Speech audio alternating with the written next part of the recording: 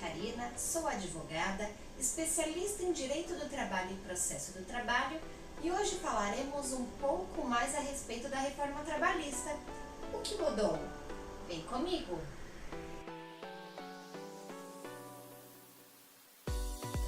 Hoje nós falaremos a respeito de custas processuais e também de gratuidade de justiça.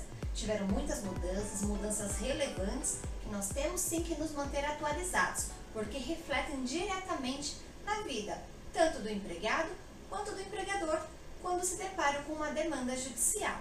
O artigo 789 da CLT estabelece, já desde o seu texto antigo, o critério de fixação do valor das custas no processo do trabalho. Ele estabelece que as custas serão fixadas à razão de 2%, e os incisos e próximos parágrafos estabelecem sobre o que serão fixados então esses 2%. Vamos supor, uma ação que é julgada totalmente improcedente. Os 2% relativo às custas serão fixados sobre o valor da causa, daquela ação. Agora, se há uma condenação total ou parcial, os 2% relativos às custas serão fixados sobre a condenação. Então, tudo bem, até aí não teve mudanças. O que mudou então, Karina? Vamos lá. Antes, no texto antigo da CLT, o artigo 789, ele estabelecia apenas o valor mínimo a ser cobrado. Esses 2%, qual seria o mínimo desses 2%? Ele já estabelecia que este mínimo seria de R$ 10,64. Mas e o máximo? Antes não havia essa regulamentação.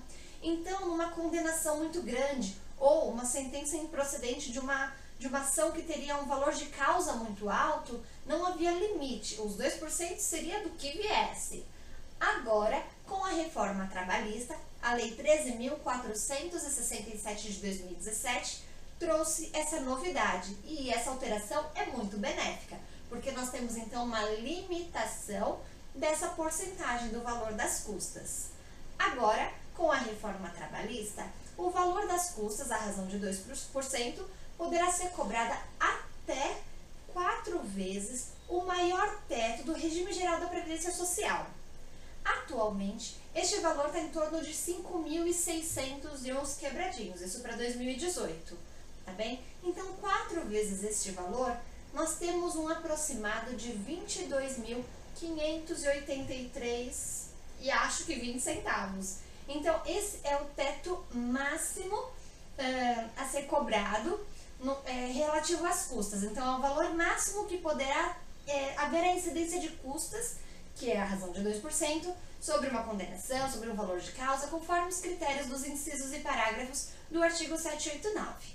Nós vamos fazer a leitura do dispositivo apenas do caput para compreender e identificar o que houve de alteração. Então, lembra, antes o texto do caput ia até a fixação do valor mínimo.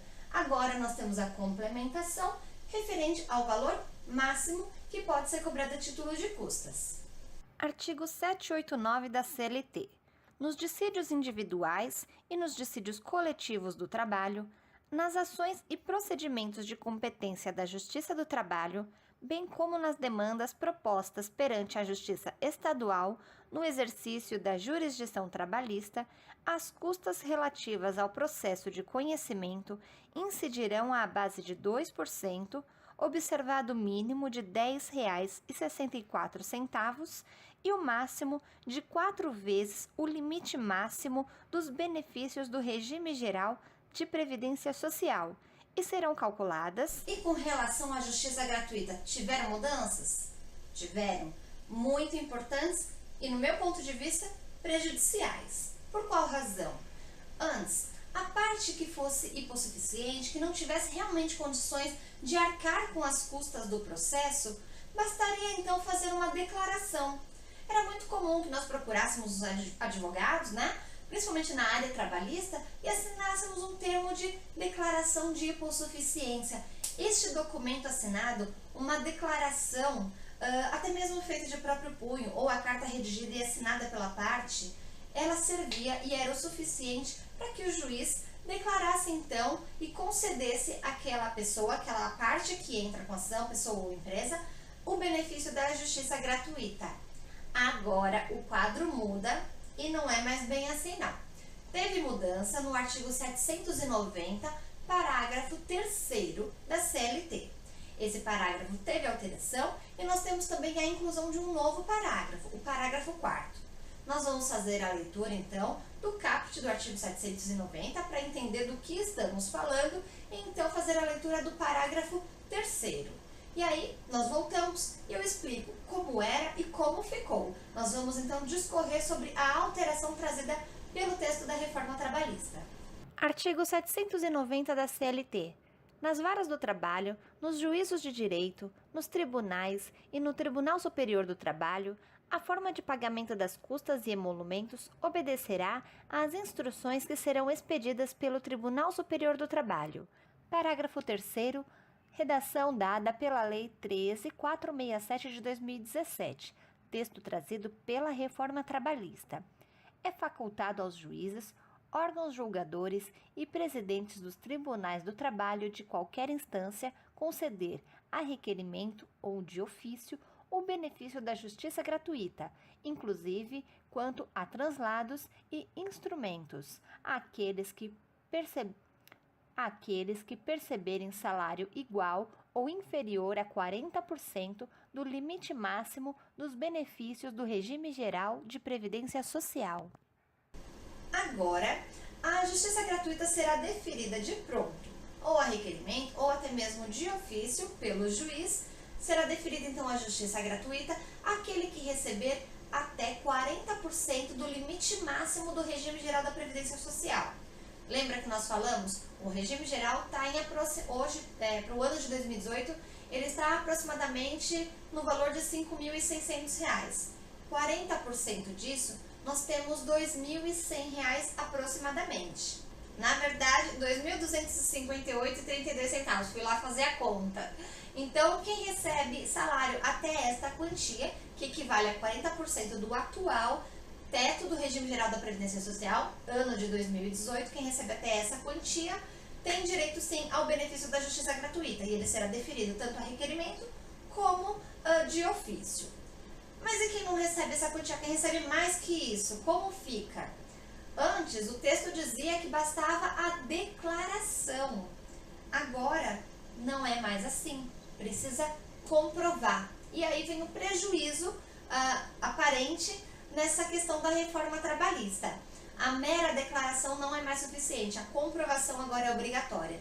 Vamos fazer a leitura do parágrafo 4º para compreender do que é que eu estou falando. Artigo 790 da CLT.